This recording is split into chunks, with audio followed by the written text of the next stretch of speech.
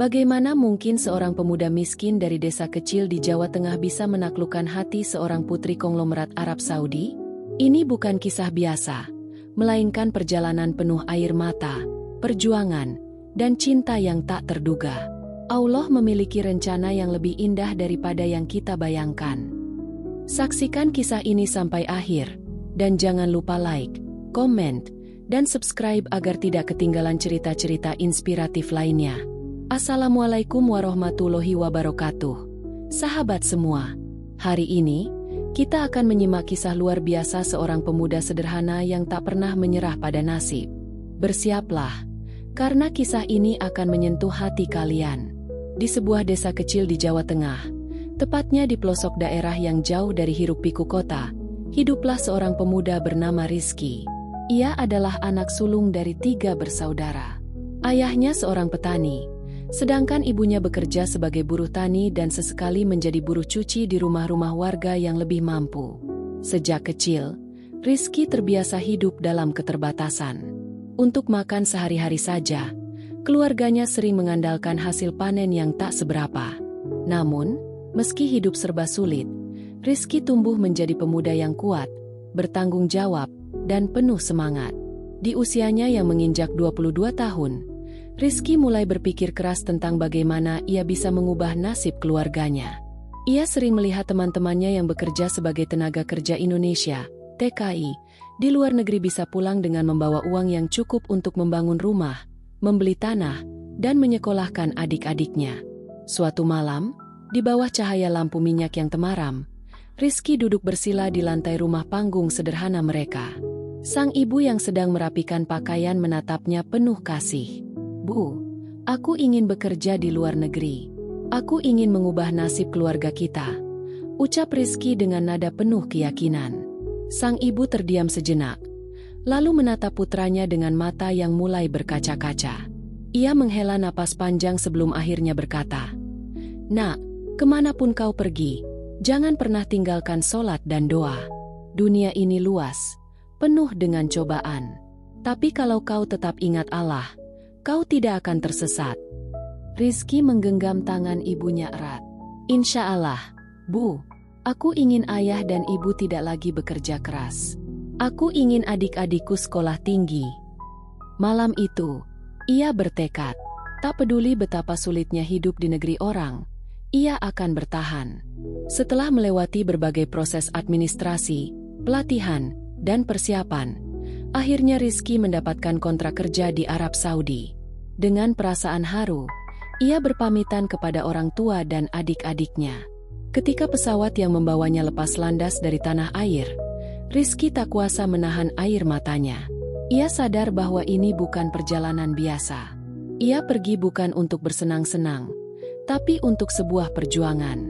Beberapa jam kemudian, ia menginjakan kaki di Bandara King Khalid di Riyadh. Udara yang panas dan kering langsung menyambutnya. Ini sangat berbeda dari tanah kelahirannya yang sejuk dan hijau. "Ya Allah, ini adalah awal dari kehidupanku yang baru," gumamnya dalam hati. Setelah melalui proses imigrasi, Rizky dijemput oleh seorang pria berbadan besar dengan wajah garang. Pria itu mengenakan gamis putih dan berbicara dalam bahasa Arab yang sulit dipahami oleh Rizky. "Anta Rizky? Kamu Rizky?" tanya pria itu dengan suara berat. "Naam, ana Rizky." "Ya, saya Rizky," jawabnya dengan bahasa Arab yang masih terbata-bata. Tanpa banyak bicara, pria itu membawanya masuk ke dalam mobil mewah berwarna hitam. Sepanjang perjalanan, Rizky hanya bisa menatap keluar jendela, mengagumi bangunan-bangunan megah dan mobil-mobil mewah yang melintas di jalan raya yang luas. "Astagfirullah, beginikah kehidupan orang-orang kaya di sini?" gumamnya dalam hati. Tak lama kemudian, mobil berhenti di depan sebuah rumah yang lebih tepat disebut sebagai istana. Gerbangnya tinggi dan besar, dengan halaman yang luas dan taman yang ditata dengan indah. "Ya Allah, aku bahkan belum pernah melihat rumah sebesar ini seumur hidupku," pikirnya. Rizky merasa kecil di tempat ini, tapi ia menguatkan hatinya. Ia datang ke sini untuk bekerja, bukan untuk merasa rendah diri. Hari pertama bekerja, Rizky dikenalkan kepada seluruh anggota keluarga majikannya, Sheikh Abdul Aziz, seorang konglomerat Arab Saudi yang memiliki bisnis di berbagai sektor. Di antara semua orang yang ada di rumah itu, perhatian Rizky langsung tertuju pada seorang gadis muda yang duduk di sudut ruangan. Ia mengenakan abaya hitam dengan syal sutra berwarna biru muda yang menutupi sebagian rambutnya. Matanya hijau, tajam, dan bercahaya. Subhanallah, cantiknya, batin Rizky. Gadis itu adalah Laila Abdul Aziz, putri tunggal Sheikh Abdul Aziz. Dari tatapannya, Rizky bisa merasakan bahwa Laila adalah gadis yang cerdas dan anggun. Tapi ia segera menyadari bahwa ia tak boleh terlalu lama menatapnya. Ia hanya seorang pekerja di rumah ini. Tak lama kemudian, salah satu pelayan memberitahu bahwa tugas Rizky adalah menjadi sopir pribadi Laila. Astagfirullah, ini pasti ujian, gumamnya dalam hati. Menjadi sopir seorang gadis kaya yang luar biasa cantik bukanlah tugas yang mudah. Tapi ia harus menjalankannya dengan profesional. Hari pertama mengantar Laila berjalan dengan lancar. Meski sepanjang perjalanan, gadis itu tak mengucapkan sepatah kata pun padanya. Namun, semuanya berubah saat sebuah insiden terjadi. Di tengah jalan menuju kampus Laila, mobil mereka tiba-tiba mogok. Laila yang sedang membaca buku di kursi belakang mengangkat kepalanya dengan ekspresi tidak sabar. "Apa yang terjadi? Kenapa mobilnya berhenti?" tanyanya dalam bahasa Inggris yang fasih. Rizky menelan ludah, lalu menjawab dengan hati-hati. "Maaf, Nona, saya periksa dulu." Ia keluar dari mobil dan membuka kap mesin. Setelah memeriksa beberapa bagian, ia menyadari bahwa ada masalah pada sistem bahan bakar. Dengan keahliannya yang ia pelajari di bengkel kampung dulu, Rizky mulai memperbaikinya dengan cepat. Laila, yang awalnya kesal, mulai memperhatikan pemuda itu. Ia melihat bagaimana Rizky bekerja dengan cekatan, tanpa ragu atau panik. Beberapa menit kemudian, Rizky menutup kap mesin dan kembali ke kursinya. "Mobil sudah bisa jalan, Nona." Laila mengernyit kagum. "Bagaimana kau bisa tahu cara memperbaiki mobil?" tanyanya penasaran. Rizky tersenyum kecil. "Dulu saya sering membantu di bengkel di kampung, Nona." Untuk pertama kalinya, Laila menatapnya dengan lebih dalam. Ada sesuatu dalam diri pemuda ini yang membuatnya penasaran. Di perjalanan berikutnya, Laila mulai bertanya lebih banyak tentang Rizky. "Dari mana asalmu?" "Dari Jawa Tengah, Indonesia, Nona." "Kau jauh dari rumah. Apa kau tidak rindu?" Rizky menatap lurus ke depan, lalu tersenyum tipis. "Rindu sekali, Nona. Tapi saya harus bertahan.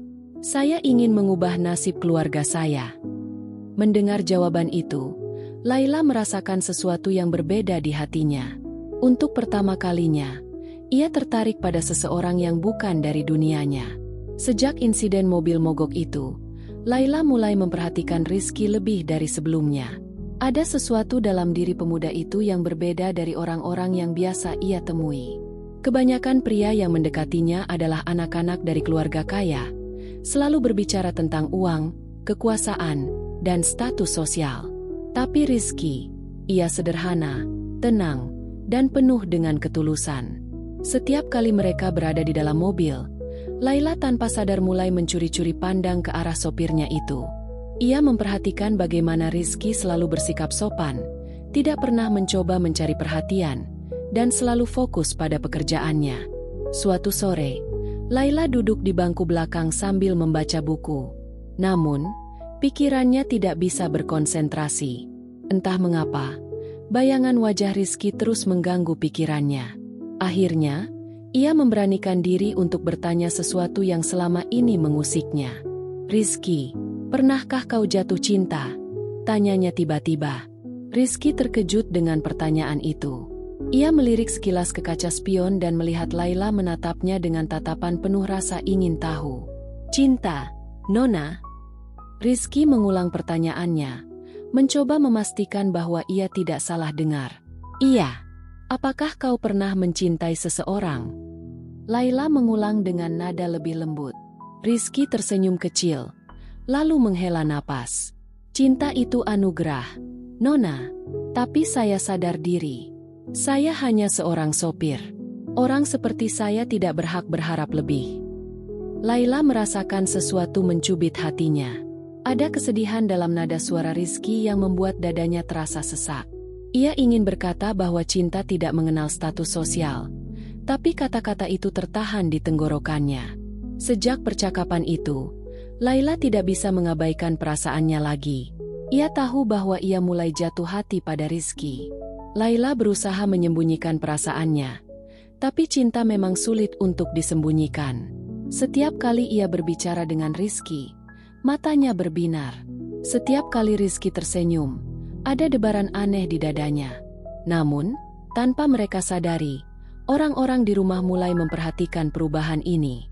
Para pelayan mulai berbisik-bisik, dan beberapa penjaga rumah mulai mencurigai bahwa ada sesuatu yang tidak biasa antara sang putri dan sopirnya. Hingga suatu hari, tanpa sengaja, Sheikh Abdul Aziz melihat putrinya berbicara cukup lama dengan Rizky di halaman rumah.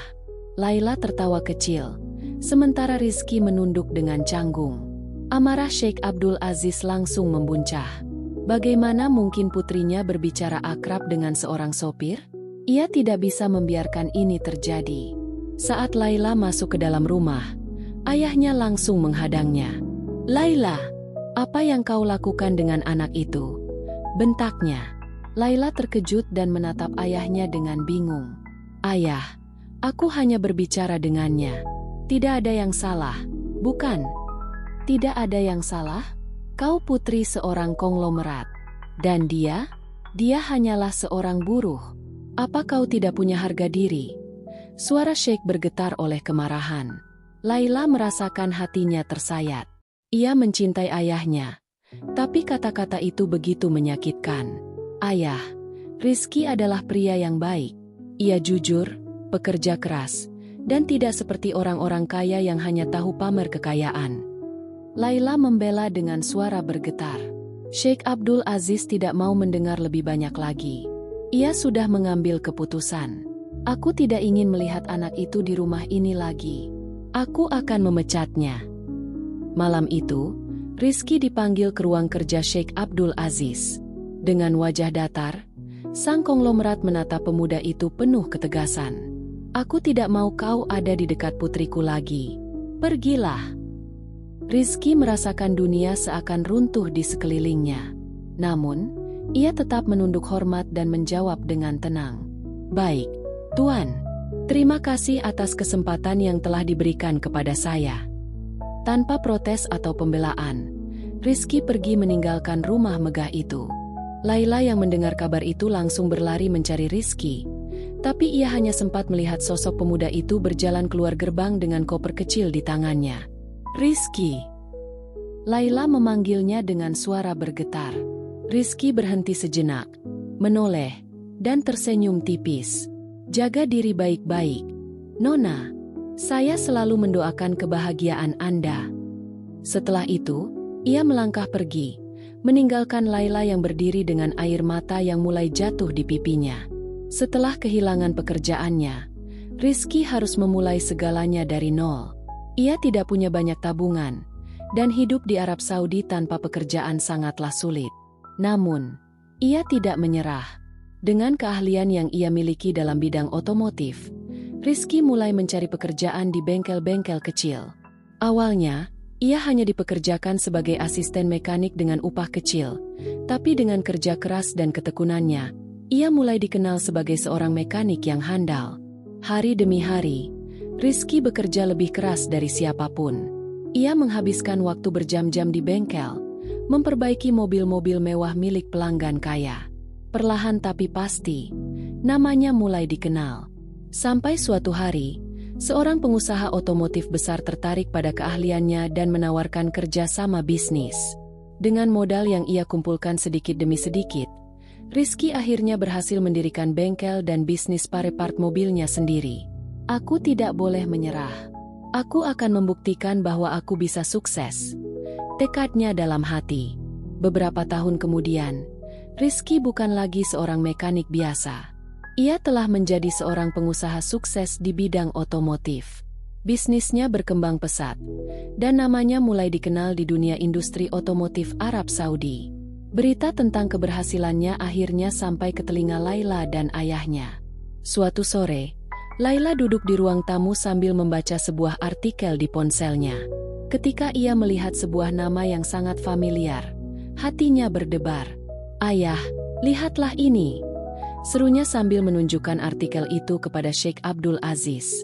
Di layar ponsel itu, terpampang foto seorang pria yang kini tampil dengan setelan jas rapi, tersenyum percaya diri di depan bengkel mewahnya. Itu adalah Rizky. Sheikh Abdul Aziz menatap layar itu dengan tatapan sulit dijelaskan. Ada sesuatu dalam dirinya yang berubah. Laila menggenggam ponselnya erat. "Ayah, dia bukan lagi seorang sopir. Dia telah membuktikan dirinya." Sheikh Abdul Aziz tidak berkata apa-apa. Tapi dalam hatinya, ia tahu bahwa mungkin ia telah salah menilai pemuda itu. Hari itu, Laila duduk di balkon rumahnya, memandangi langit sore yang mulai berubah jingga.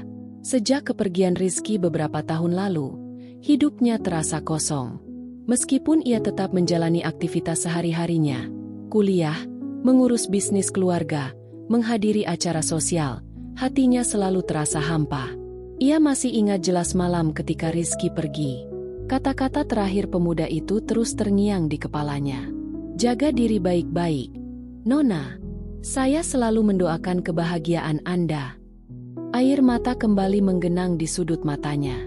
Ia tahu bahwa sejak saat itu, ia tidak pernah benar-benar bahagia. Namun, harapan kembali muncul ketika ia membaca berita tentang kesuksesan Rizky. Pemuda yang dulu hanya seorang sopir, kini telah menjadi pengusaha otomotif ternama di Arab Saudi. "Aku harus menemuinya," bisik Laila dalam hati. Tanpa berpikir panjang, ia mengambil ponselnya dan mulai mencari informasi tentang bengkel yang kini dimiliki oleh Rizky. Setelah mendapatkan alamatnya, ia segera memutuskan untuk pergi ke sana. Namun, ia tahu ayahnya tidak akan pernah menyetujui keputusannya ini. Maka, diam-diam, ia menyamar. Laila mengenakan abaya hitam panjang dan cadar untuk menyembunyikan identitasnya. Ia tidak ingin ada yang mengenalinya, terutama orang-orang di lingkungan bisnis keluarganya. Saat mobilnya berhenti di depan bengkel mewah itu, Laila merasakan dadanya berdebar kencang. Sudah bertahun-tahun sejak terakhir kali ia melihat Rizky. Apakah pemuda itu masih mengenalinya? Apakah dia masih mengingatnya? Dengan langkah ragu, Laila masuk ke dalam bengkel. Seorang pegawai menyambutnya dengan ramah. "Assalamualaikum, Nona. Ada yang bisa kami bantu?" Laila menghela napas dalam-dalam sebelum menjawab. "Aku ingin bertemu dengan pemilik bengkel ini." Pegawai itu tersenyum. "Tunggu sebentar, saya akan memanggil beliau." Laila merasakan tangannya mulai gemetar. Setelah sekian lama, akhirnya ia akan bertemu dengan Rizky lagi. Beberapa menit kemudian, Laila melihat seorang pria keluar dari ruang kantor. Jantungnya seakan berhenti berdetak. Tapi dia bukan lagi Rizky yang dulu. Dulu, ia hanya seorang pemuda sederhana dengan pakaian biasa dan wajah polos. Tapi sekarang, ia tampil begitu berwibawa dengan kemeja putih yang terselip rapi di celana bahan hitamnya. Wajahnya lebih matang, lebih tegas, dan tatapan matanya penuh percaya diri. Namun, yang membuat Laila tercekat bukan hanya perubahan fisik Rizky, melainkan aura kebanggaan dan keberhasilan yang terpancar dari dirinya.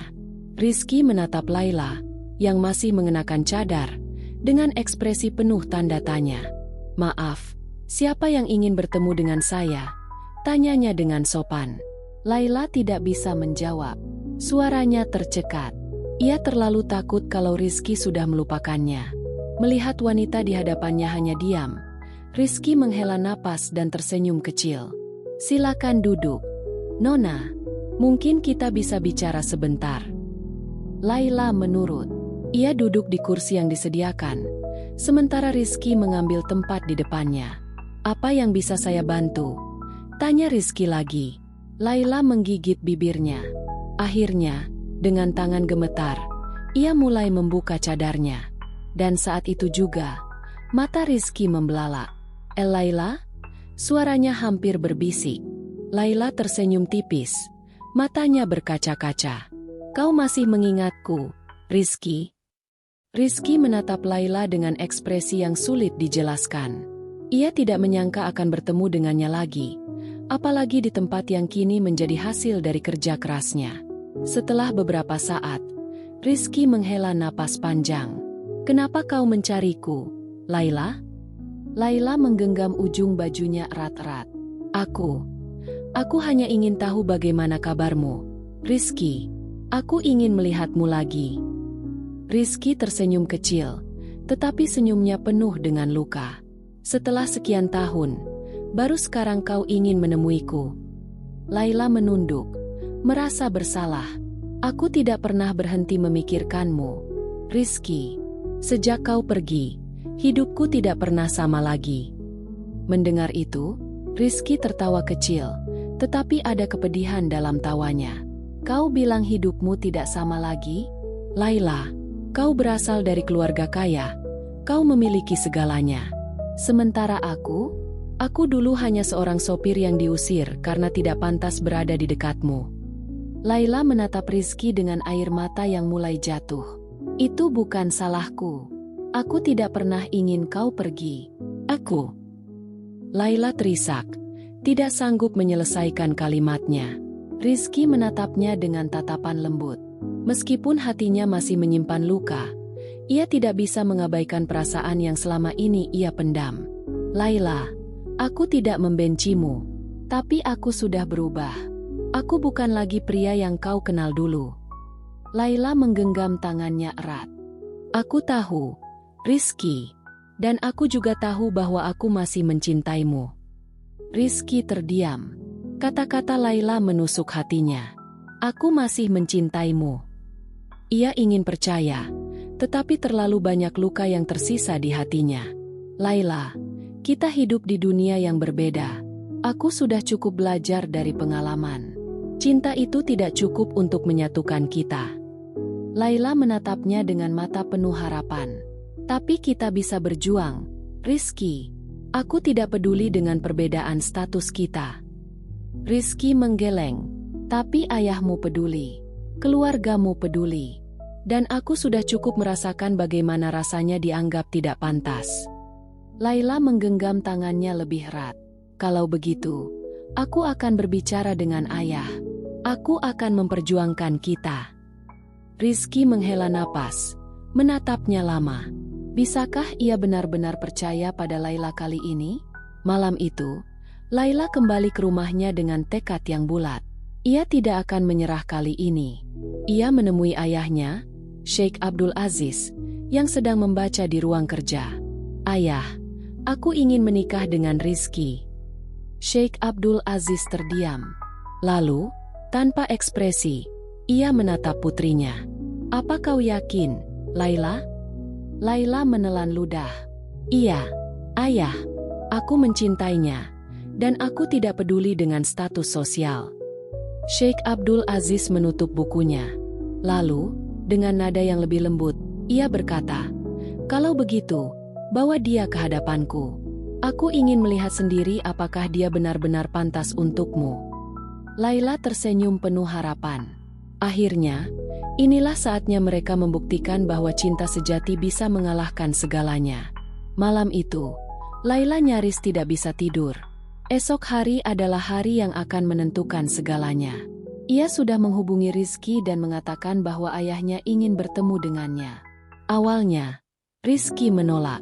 "Aku tidak ingin melalui penghinaan yang sama lagi, Laila." Namun, Laila memohon, "Tolong, Rizky, kali ini berbeda. Aku yakin ayah sudah berubah. Aku tidak ingin menyerah sebelum kita mencoba." Akhirnya, setelah beberapa saat terdiam, Rizky menghela napas panjang. "Baiklah, aku akan datang." Keesokan harinya, dengan mengenakan setelan jas sederhana tetapi elegan, Rizky tiba di rumah megah keluarga Sheikh Abdul Aziz. Jantungnya berdebar kencang, tetapi ia berusaha tetap tenang. Hari ini, ia akan berhadapan dengan pria yang dulu mengusirnya tanpa ampun. Laila menyambutnya di pintu dengan senyum gugup. "Kau siap?" Rizky mengangguk. "Apapun yang terjadi, aku akan tetap menjadi diriku sendiri." Saat mereka masuk ruang tamu, Sheikh Abdul Aziz sudah menunggu. Tatapannya tajam, penuh wibawa. Rizky menundukkan kepala dengan sopan. "Assalamualaikum, Tuan." Sheikh Abdul Aziz tidak langsung menjawab. Ia hanya menatap Rizky dalam-dalam, seperti sedang menilai sesuatu. Akhirnya, setelah beberapa saat hening yang terasa seperti selamanya, Sheikh berbicara. "Jadi, kau ingin menikahi putriku?" Rizky mengangkat kepalanya, menatap langsung ke mata pria itu. Tidak ada rasa takut dalam dirinya. "Ya, Tuan, saya ingin menikahi Laila. Bukan karena hartanya, bukan karena statusnya, tapi karena saya mencintainya." Sheikh Abdul Aziz menyilangkan tangannya di dada. Ia masih belum yakin. "Cinta?" katanya dengan nada sinis. "Cinta itu tidak cukup. Nak, apakah kau siap menanggung beban yang akan datang dengan pernikahan ini?" Rizky tetap tenang. "Saya siap, Tuan. Saya sudah melewati banyak ujian dalam hidup saya. Dan saya tahu, tidak ada kebahagiaan yang bisa didapat tanpa perjuangan." Sheikh Abdul Aziz mengangguk perlahan. Ia bisa melihat perubahan dalam diri pemuda ini. "Baiklah, kalau begitu, aku akan memberimu satu ujian terakhir." Laila menatap ayahnya dengan panik. "Ayah, apa maksudmu?" Sheikh Abdul Aziz menoleh ke arah putrinya. "Jika dia benar-benar mencintaimu, dia akan melewati ujian ini tanpa masalah." Ia kembali menatap Rizky. "Aku ingin kau bekerja di perusahaanku selama 6 bulan, dari posisi paling bawah. Jika kau bisa membuktikan bahwa kau memang pantas untuk Laila, aku akan memberikan restuku." Laila terkejut. "Ayah, itu tidak adil." Namun, sebelum Laila bisa berkata lebih banyak, Rizky sudah menjawab dengan mantap. "Baik, Tuan, saya akan menerimanya." Keesokan harinya, Rizky mulai bekerja di perusahaan Sheikh Abdul Aziz. Namun, ia tidak ditempatkan di kantor, melainkan di gudang. Ia harus mengangkat barang, mengecek stok, dan melakukan pekerjaan kasar lainnya. Banyak pegawai yang mencemoohnya. "Bukankah ini pemilik bengkel terkenal itu? Kenapa sekarang jadi buruh di sini?" Namun, Rizky tetap diam. Ia tahu ini adalah ujian, dan ia tidak akan menyerah. Hari demi hari, ia bekerja lebih keras daripada siapapun. Ia datang lebih pagi dan pulang lebih malam. Hingga akhirnya, setelah 3 bulan, para pekerja mulai menghormatinya. Mereka melihat bahwa ia tidak sombong, tidak mengeluh, dan selalu bekerja dengan sungguh-sungguh. Suatu hari, seorang supervisor mendekatinya. "Rizky, aku tidak mengerti. Kau punya bisnis sendiri. Kenapa kau rela melakukan ini?" Rizky tersenyum. "Karena aku ingin membuktikan bahwa aku pantas mendapatkan wanita yang kucintai." Kabar tentang kerja kerasnya akhirnya sampai ke telinga Sheikh Abdul Aziz. Dan untuk pertama kalinya, sang konglomerat mulai merasa kagum pada pemuda yang dulu pernah ia remehkan. Setelah 6 bulan berlalu, Sheikh Abdul Aziz memanggil Rizky ke ruang kantornya. "Duduklah," katanya dengan suara yang lebih lembut dari sebelumnya. Rizky duduk dengan tenang. Ia telah melewati semua ujian. Sheikh Abdul Aziz menghela napas. "Aku mengakuinya. Kau memang pria yang tangguh." Ia menatap Rizky lama, lalu melanjutkan. "Aku dulu menganggapmu hanya seorang buruh. Tapi kau membuktikan bahwa status bukanlah segalanya. Kau bekerja lebih keras daripada siapapun yang pernah kulihat. Dan yang paling penting..." Sheikh Abdul Aziz tersenyum kecil. "Kau benar-benar mencintai putriku." Laila, yang mendengar kata-kata ayahnya dari balik pintu, langsung menangis haru. Akhirnya, ayahnya menerima Rizky. Tidak ada lagi perbedaan status. Tidak ada lagi perbedaan kasta. Hanya cinta yang murni. Beberapa bulan kemudian, pernikahan Laila dan Rizky digelar dengan megah. Semua orang yang dulu meremehkan Rizky kini datang untuk memberikan selamat. Laila berdiri di samping Rizky, mengenakan gaun putih yang anggun, sementara Rizky mengenakan pakaian tradisional khas Arab. Saat ijab kabul selesai, Laila tidak bisa menahan air matanya. Kita berhasil, Rizky. Bisiknya dengan suara bergetar. Rizky menggenggam tangannya erat. Iya, Laila, kita berhasil. Dan aku berjanji akan selalu menjagamu. Dari kejauhan, Sheikh Abdul Aziz memperhatikan mereka dengan mata berkaca-kaca. Ia telah salah menilai pemuda ini. Kini, ia sadar bahwa kebahagiaan sejati bukanlah tentang kekayaan atau status, tetapi tentang hati yang tulus. Dan Rizky adalah pria yang paling tulus yang pernah ia temui.